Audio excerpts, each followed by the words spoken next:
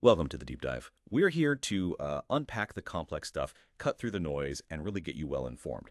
Today, we're plunging into something that, well, it might sound a bit technical at first, but stick with us because by the end of this deep dive, you'll see why it's actually a kind of strategic masterpiece, especially for understanding how these huge national plans get built and, importantly, how they last. We're talking about the sheer speed of AI development, right? And the incredibly tricky long-term challenge of actually managing it well. So our specific focus for you today, it's this idea of meta-temporal coordination within America's AI action plan. Now, I know that phrase might make you pause a bit, meta-temporal coordination, but it's actually a pretty brilliant way the plan tries to orchestrate all the different efforts across different timelines, making sure the U.S. doesn't just, keep up, but actually stays ahead in this global AI race. So our mission here is to really unpack this idea for you, show exactly how it pops up in the AI action plan, and crucially reveal why it's so vital for the U.S. trying to maintain its lead in AI. You should walk away with a much clearer sense of how these complex, multi-year national strategies are actually designed to be effective and, incredibly adaptive.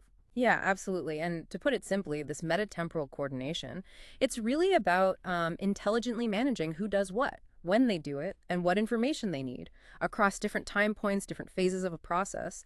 The goal is to align both the human efforts and potentially AI efforts too, really efficiently. Think of it maybe like a master conductor for this huge national symphony of AI development, making sure every single instrument, every section plays its part at exactly the right moment, not just for one performance, but, over this whole evolving series of concerts. It ensures harmony and power over time. Okay, let's unpack that then. Metatemporal coordination, it still sounds quite high level. How does the American AI Action Plan actually try to put this into practice? I mean, what are the nuts and bolts, and how does it make sure a strategy like this stays relevant over years, maybe even decades, especially in a field moving as fast as AI? That's the core challenge, isn't it? And the plan, I think, addresses it with some remarkable foresight. It sets up this national strategy around three main pillars. You've got innovation, infrastructure, and international diplomacy. And within that structure, this meta-temporal coordination idea shows up in, I'd say, three key ways. And these really show how the U.S. is trying to manage this massive effort across time. So one of the first things you see is how the plan deals with dynamic role and task allocation. This isn't about carving roles in stone from day one. It's much more about assigning them dynamically. Across federal agencies, the private sector, even international partners based on who has the right expertise right now and how the needs of the whole AI landscape are changing. It's designed to be sort of a living allocation of responsibility. Okay. And this is where it gets really interesting, I think. Because the plan doesn't just vaguely say agencies need to coordinate. It actually seems to spell out some pretty specific responsibilities, doesn't it? Yeah. Like, for instance, you mentioned the Office of Science and Technology Policy, the OSTP.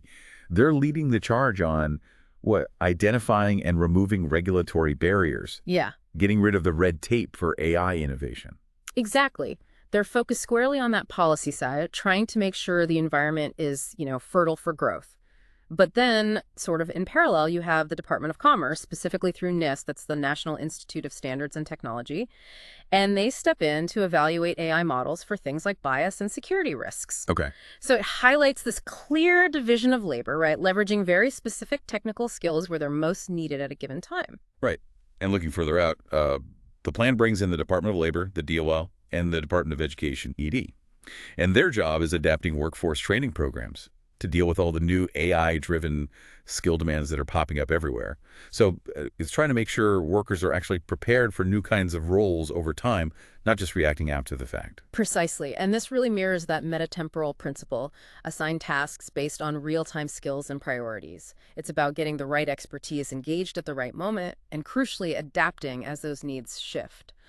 What's really clever here, I think, is the built-in flexibility. It's not setting up some rigid bureaucracy. Instead, it's establishing a framework where different government parts, and even the private sector, can flex and pivot as AI itself evolves. That helps ensure resources don't stay misaligned for long. That flexibility sounds absolutely essential, especially with AI moving so fast.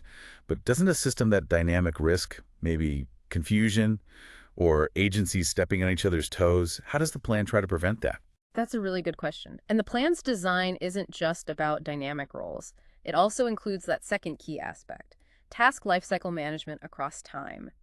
What this means is the plan structures AI development like a modular, time-phased process. It moves from the very early stages, like basic research, all the way through deployment, and then ultimately to maintaining global leadership. Each phase kind of has its own objectives, and that structure helps prevent that overlapping work you mentioned.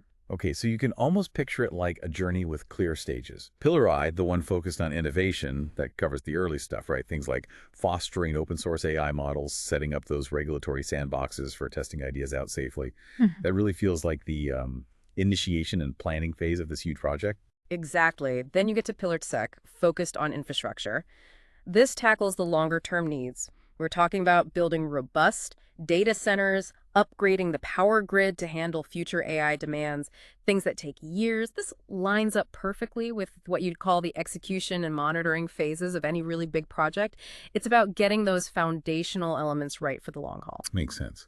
And then pillar the third, the diplomacy and security one, that's about ensuring sustained global influence through things like strategic export controls and building key international alliances.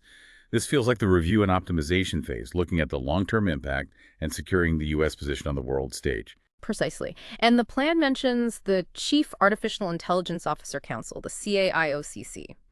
This body acts as a really crucial coordination mechanism within this whole framework.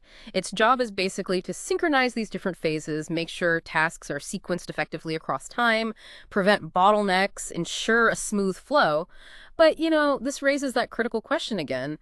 How do you really ensure all these moving parts stay perfectly in sync over years, maybe even decades, in a field that changes practically overnight? Yeah, that's the multi-trillion-dollar question, isn't it? AI moves at warp speed. A detailed plan written today could feel, well, pretty dated tomorrow without some serious foresight built in. So how does this plan tackle that sheer pace of change and the need for long-term consistency at the same time? And that brings us right to the third crucial element of meta-temporal coordination baked into this plan: continuous feedback and adaptation.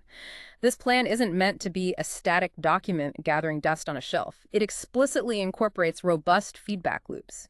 These are designed specifically to refine the strategies over time. It's fundamentally about learning and adjusting as new information rolls in and as the tech itself shifts. Okay, give us an example, like the Bureau of Labor Statistics, BLS, and the Department of Commerce studying AI's impact on jobs. You're saying they feed that info back into the system to actually adjust workforce policies.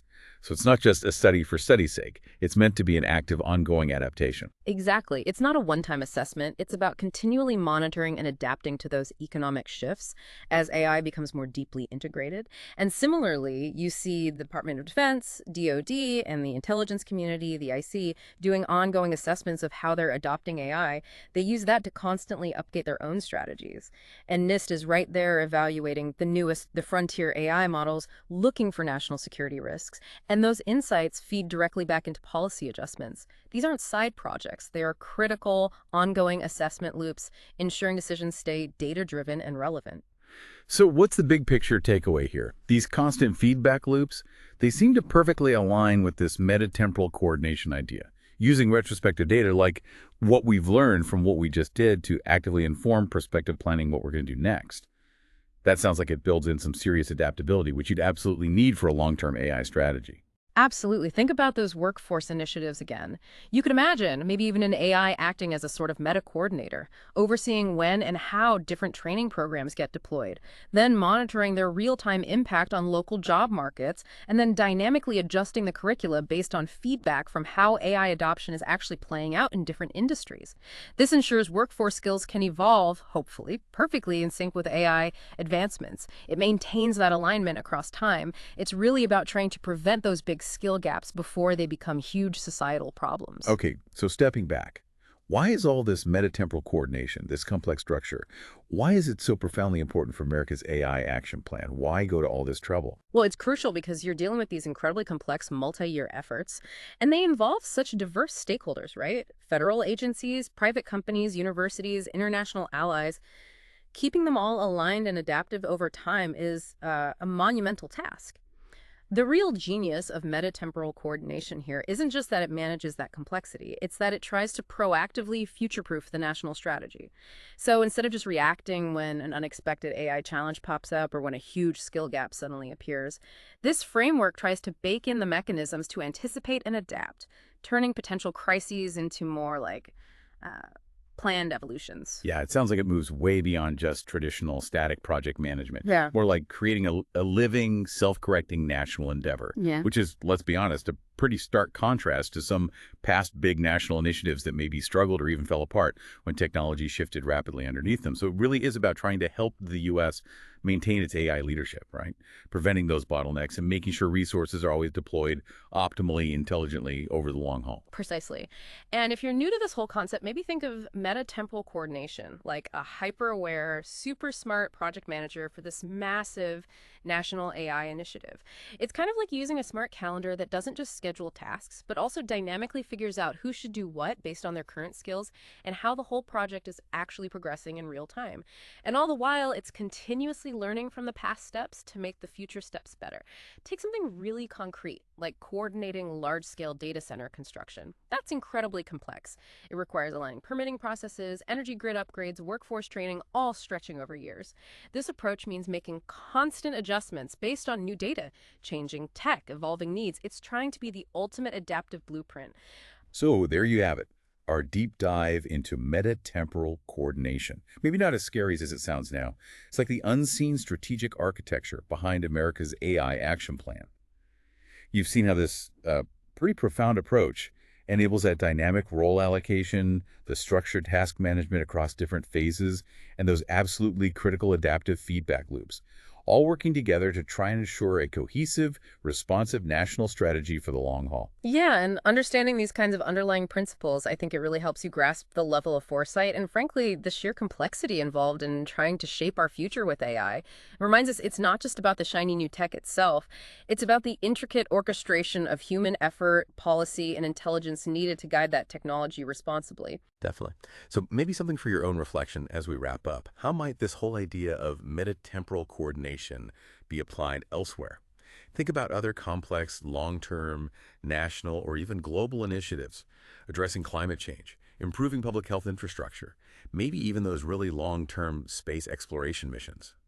What stands out to you as the most surprising or maybe the most impactful element of this kind of coordinated adaptive approach? We always encourage you to keep exploring, keep questioning, and of course, keep diving deeper.